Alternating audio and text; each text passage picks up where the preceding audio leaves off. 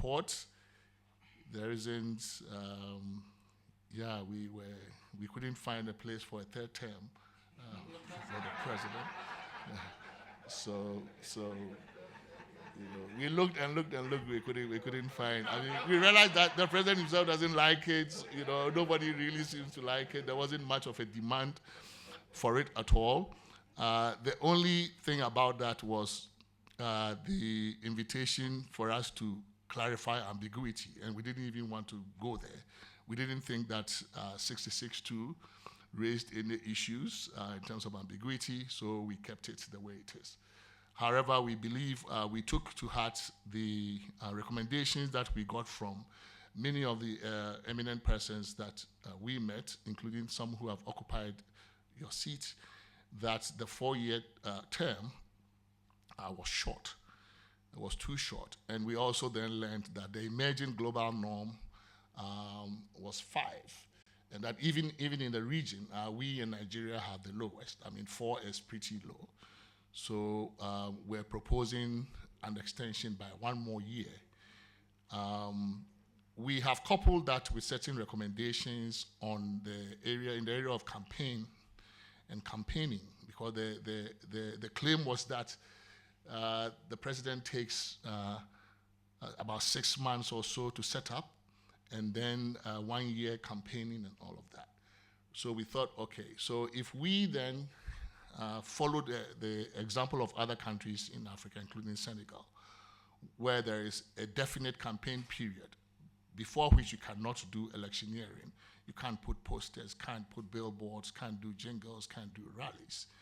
So it's like the fishing season. You have to open it before you can go fish.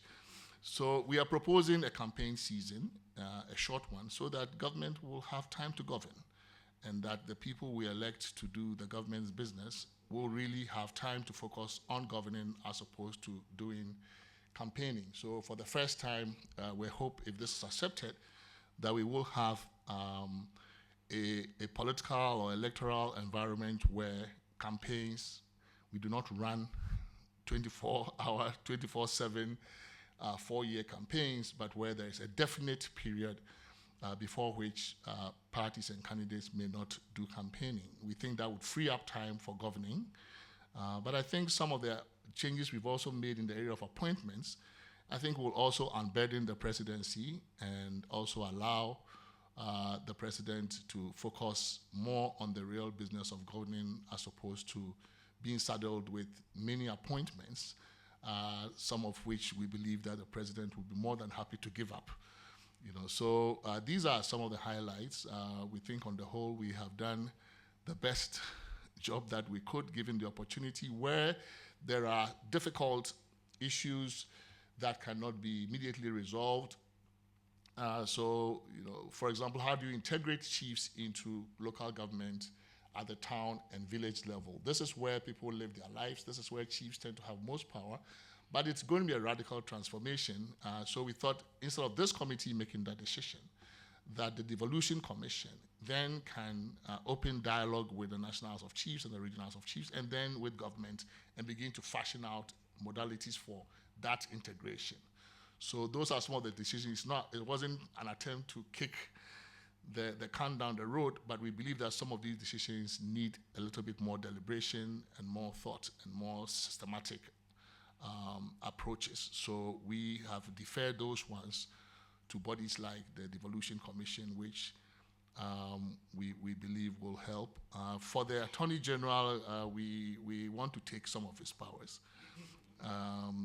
so that the oral will be done by some other body next time.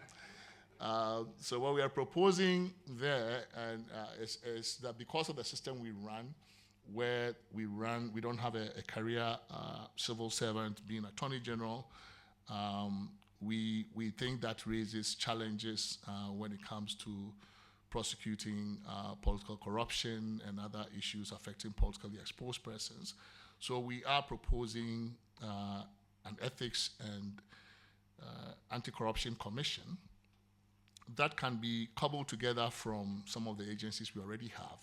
So SHRAJ has some anti-corruption work, not prosecution. We think Shraj can just focus on the human rights and ombudsman work. There's plenty of that for Shraj to do.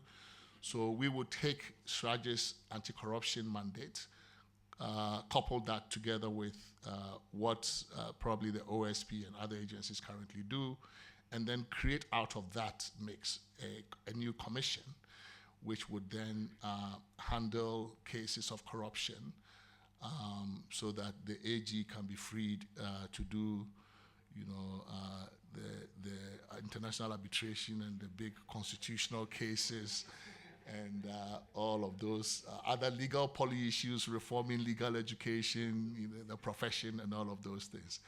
And so we can see more of him. Now we don't see him at all because the anti-corruption work is taking all of his time. So we think he should be happy to see what it is that we're proposing. So thank you very much.